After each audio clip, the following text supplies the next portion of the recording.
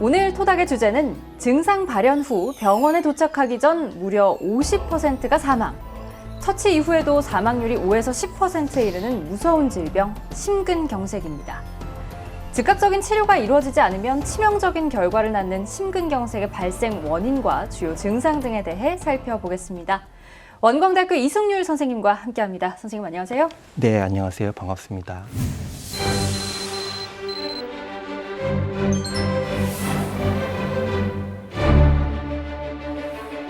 네, 코로나가 장기화하면서 이 응급실 찾는 환자 수가 많이 줄었다고 하는데 특히 시간과의 싸움인 심근경색 환자의 응급실 방문도 줄었다고 합니다. 그만큼 입원 후 사망률이 더 높아졌다는 안타까운 결과도 있는데요. 심근경색, 빠른 조치가 필수인 만큼 정말 이게 우려가 되거든요. 네, 맞습니다. 코로나19가 무서워서 응급실을 찾는 분들이 요즘에 좀 줄었습니다. 네. 따라서 응급실을 찾는 시간이 조금 더 지체되다 보니까 최근에 보고된 바에 의하면 심근경색에 의한 사망률이 조금씩 증가하고 있다고 그렇게 연구 결과가 최근에 나왔습니다. 따라서 환자분들은 코로나19로 인해 너무 두려워하지 마시고 가슴이 많이 아프시면 빨리 응급실을 찾는 게 굉장히 중요하겠습니다. 네, 심근경색에 대해서는 이전에도 저희 토닥에서 다룬 적이 있어서 젊은 사람들도 예외가 아니다. 이런 걸 알고 저도 굉장히 놀랐던 그런 기억이 있는데요. 우리나라 사람들의 사망 원인 2위가 바로 심근경색을 포함한 심장질환이었어요. 네, 그렇습니다. 암에 의한 국내 사망 원인 2위가 바로 심근경색과 같은 심장질환입니다. 우리가 흔히 암을 예방하는 방법에는 관심을 두면서 심장질환 예방에는 조금 느슨한 측면이 있습니다. 오늘 저와 함께 주요 심장질환은 어떤 것들이 있고 또 심근경색이 어떤 병인지 또 어떤 징후들이 발생하고 또 어떤 조치를 시급히 취해야 하는지 알아보면 큰 도움이 되리라 생각합니다. 네, 선생님 말씀 듣다 보니까 벌써부터 든든한데요. 누구에게나 또 언제 어디서나 발생할 수 있는 심장질환, 그중에서도 특히 이 심근경색은 어떤 분들이 좀 더 주의를 기울여야 할까요? 심근경색의 위험 요인은 굉장히 많습니다. 그중에서도 고혈압, 고지혈증, 비만, 당뇨병, 동맥경화증 같은 선행질환이 있고 특히 가족력이 있거나 담배를 피시는 분들, 또 비만이신 분들 또는 운동량이 굉장히 부족하신 분들 또는 스트레스가 많은 분들도 굉장히 주의가 필요합니다. 요즘에는 젊은 층에서도 종종 발생이 되고 있기 때문에 특별히 자기관리를 철저히 하고 선행질환 예방에 신경을 쓰는 게 무엇보다 중요하겠습니다. 기억을 좀 되짚어보면 말씀해주신 선행질환 중에 특히 동맥경화증이 급성 심근경색의 주요 원인이라고 했던 것 같은데요. 맞나요? 네, 맞습니다. 김문정 아나운서가 정말 모범생이시네요. 급성 심근경색의 주 원인이 바로 동맥경화증입니다. 동맥경화증은 혈관벽에 콜레스테롤이 쌓이는 질환을 의미합니다. 이 쌓인 콜레스테롤이 어떠한 원인에 의해서 파열되게 되면은 콜레스테롤이 혈관으로 노출이 되게 되고 이로 인해서 혈관 주변에 피떡이 형성되게 되고 이러한 피떡으로 인해서 심장 근육으로 가는 산소와 영양분이 줄어들게 되고 심근이 괴사하게 됩니다. 네, 요즘 혈전에 대해서 들어보신 분들 참 많으실 텐데 일명 이렇게 피떡으로 불리는 혈전 때문에 심장 혈관이 좁아지면서 오늘 주제, 이 심근경색증이 유발된다 이렇게 이해를 하면 될까요? 네, 맞습니다. 관상동맥이 피떡으로 불리는 혈전에 의해서 갑작스럽게 막히게 되고 이 관상동맥을 통해서 산소와 영양분을 공급하는 심장 근육이 손상을 입은 상태를 급성 심근경색이라고 합니다. 이 급성 심근경색증이 무서운 이유는 즉각적인 치료가 이루어지지 않으면 치명적인 결과를 나타내기 때문입니다. 보통 병원에 도착하기 전에 50% 정도가 사망하게 되고 치료를 잘 받더라도 사망률이 약 10%에 이릅니다. 또한 심장 근육이 심하게 망가지지 않더라도 심근경색증이 발생한 수시간 또는 수일 이내에 심각한 부정맥이 발생하여 돌연사할 수 있습니다. 정말 듣고 또 들어도 정말 무서운 질환인 것 같은데요. 주요 증상을 알고 있다면 그만큼 빠른 조치도 가능하겠죠? 네, 급성 심근경색증이 정말 무서운 이유 중에 하나가 안타깝게도 아무런 증상이 없다가 갑자기 발생하는 경우가 약 50%입니다. 따라서 심근경색증이 발생하는 경우에는 빠른 진단과 적절한 치료가 매우 중요합니다. 심근경색증이 발생하게 되면 많은 분들이 잘 알고 계시다시피 아주 강한 가슴 부위에 통증이 발생하게 됩니다. 환자분의 이야기에 따르면 가슴이 찢어지듯이 또는 벌어지듯이 또는 숨이 멎을 것 같은 굉장히 심한 통증이 가슴 전흉부에 찾아오게 됩니다. 이러한 고통이 약 30분 이상 지속되기 때문에 환자분들은 대개 이를 죽음에 가까운 공포라고 표현을 하게 됩니다. 그리고 또한 어깨, 목, 턱까지도 이러한 통증이 번지는 경우가 왕왕 발생하기 때문에 이러한 증상이 발생하게 되면은 빨리 응급실에 찾아오시는 게 굉장히 중요합니다. 네, 그렇다면 이렇게 말씀해주신 증상들이 나타난다면 즉각적으로 어떤 조치들 취해야 할까요? 이러한 통증이 30분 이상 굉장히 오랫동안 지속이 되면은 지체 없이 119에 도움을 요청해서 빨리 중재 시술이 가능한 병원으로 도착하는 것이 굉장히 중요합니다. 그리고 또한 구급차를 기다리는 동안에는 가급적 움직이지 말고 혹시나 응급 약제를 가지고 계시다면은 이런 혈관 확장제를 혀 밑에 넣는 것 또한 굉장히 중요합니다. 환자를 진정시키지 않는다면은 효과가 검증되지 않은 약물 등을 사용하는 분들도 있는데 이것은 굉장히 위험합니다. 또한 체한 것으로 인해 송곳을 따는 분들도 있는데 이 역시 옳지 않은 방법입니다.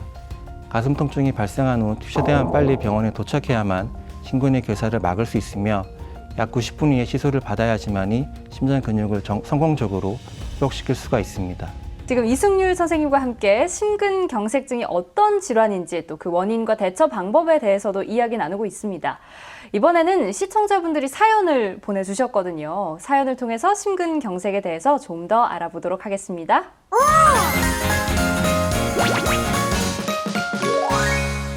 한 시청자께서는 집안에 심혈관 질환과 또 고혈압 있는 부모님 때문에 걱정이 된다 이렇게 하시면서 코로나19가 심혈관 질환과 고혈압 환자들에게 더 위험한지 이런 질문 해주셨는데요. 정말 그런가요?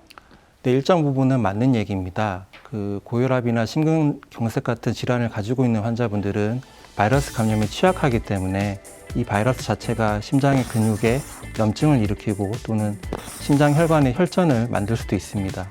그래서 이런 분들은 증상이 발생하게 되면은 빨리 이제 응급실에 찾아오는 것 또한 굉장히 중요하겠습니다. 계속해서 다음 시청자 질문 보겠습니다. 친정엄마가 스텐트 삽입 수술을 받으시고 복용하는 약 때문인지 기력이 많이 떨어지셨어요. 네, 옆에서 지켜보는 제가 마음이 아픈데 약을 줄이거나 복용을 안 하면 안 될까요? 혹은 다른 건강보조식품을 따로 드셔도 될까요? 이렇게 물어보셨거든요. 심장을 복용하는 약 때문에 기력이 떨어지는 것은 대부분은 틀린 얘기인 것 같습니다. 네. 왜냐하면 이제 심장 시술 자체는 대개는 잘 끝나게 되면은 약제는 요즘에 많이 연구가 되고 있어서 대개는 부작용이 적은 약들을 저희가 사용을 하게 됩니다. 환자분이 기력이 많이 떨어지셨다면은 그건 아마도 환자분의 심장 기능이 심근경색 후에 많이 저하가 되었기 때문에 그러지 않을까 제가 생각을 해봅니다. 또한 약을 줄이거나 복용을 안 하면은 안 될까라는 질문은 굉장히 위험합니다. 네. 왜냐하면 심장 시술을 받은 분들은 약을 거의 평생 저희가 복용하라고 권유를 하고 있습니다. 그 이유는 스텐트 시술을 저희가 잘 됐던 부위뿐만 아니라 다른 부위에서도 똑같은 병이 발생할 수 있기 때문에 이러한 2차 예방 효과를 저희가 기대를 하고 있어서 약은 거의 평생 복용하는 것이 중요하겠습니다. 또한 다른 건강 보조식품을 드시는 거는 괜찮지만은 많이 드시는 거는 저는 권유해 드리진 않습니다. 네, 선생님께서 해주신 답변이 많은 분들에게 큰 도움이 됐으리라는 생각이 듭니다. 앞으로도 다양한 질병에 대한 궁금증 토닥이 풀어드리도록 하겠습니다. 네, 계속해서 이야기 이어갑니다. 심근경색증만큼이나 잘 알려진 심혈관 질환이 바로 협심증이죠. 이 협심증과 심근경색증은 어떤 차이가 있나요? 네, 둘 다 가슴이 아픈 질환입니다. 하지만 협심증은 심근의 괴사가 이루어지기 전 단계입니다. 쉽게 말해서 심장 혈관이 완전히 막히지 않았던 단계이고 심장 혈관이 많이 좁아진 상태를 대개는 협심증이라고 부르고 이에 비해서 심근경색증은 심장 근육이 완전히 막혀서 심근의 괴사까지 진행된 상태입니다. 따라서 협심증보다는 심근경색이 좀 더 위중한 질환이라고 할 수 있겠습니다. 네, 그렇다면 이 심근경색은 협심증과 같은 이상 증세가 없었던 사람에게서도 갑작스럽게 발생할 수 있는지 그것도 궁금하고요. 또 가족력이 영향을 미치기도 하는지요? 네, 물론입니다. 급성 심근경색으로 오시는 환자분들이 약 반 정도는 이전에 전혀 증상이 없었던 분입니다. 그러한 이제 가슴 통증이 갑자기 나타나는 경우가 되게 급성 심근경색증에 관련된 증상입니다. 그리고 또한 급성 심근경색증의 위험한 위험인자 중에 하나가 가족력이 있던 분들입니다. 그래서 가족력이 있던 환자분들은 굉장히 주의를 요하겠습니다. 네, 심근경색 환자의 진단은 그럼 어떻게 이루어지나요? 진단은 저희가 심전도 검사, 운동부하 검사, 심장 초음파 검사, 심장 CT 검사 등등의 여러 가지 혈액 검사 아니면 영상학적 검사 등을 시행을 하게 됩니다. 그리고 이러한 검사를 통해서 심장 혈관 조영술이 필요하게 되면은 저희가 심장 혈관 조영술을 시행을 하게 됩니다. 네, 그렇다면 관상동맥 조영술 같이 다양한 검사를 통해서 진단을 내린 이후에는 빠른 치료가 이루어지게 될 텐데요.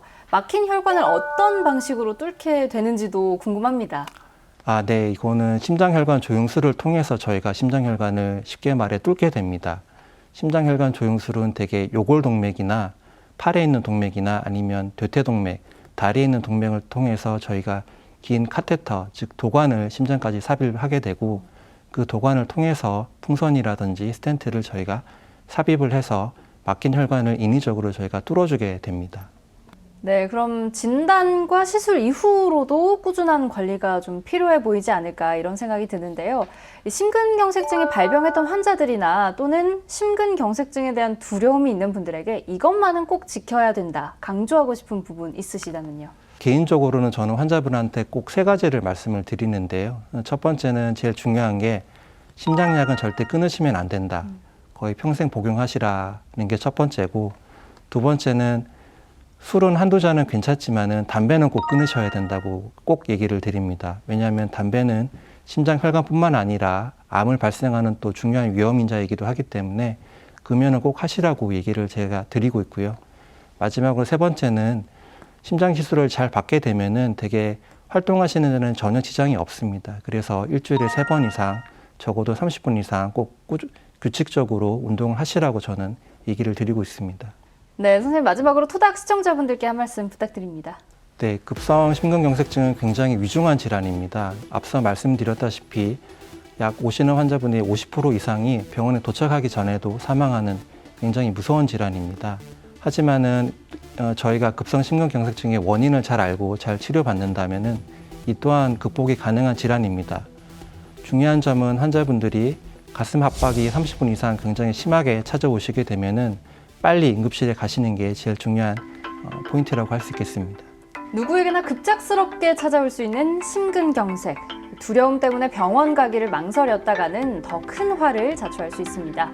이상 증세가 나타난다면 즉각적으로 119의 도움을 받아서 내원하시길 바랍니다. 그럼 저희는 여기서 인사드리겠습니다. 안녕히 계세요.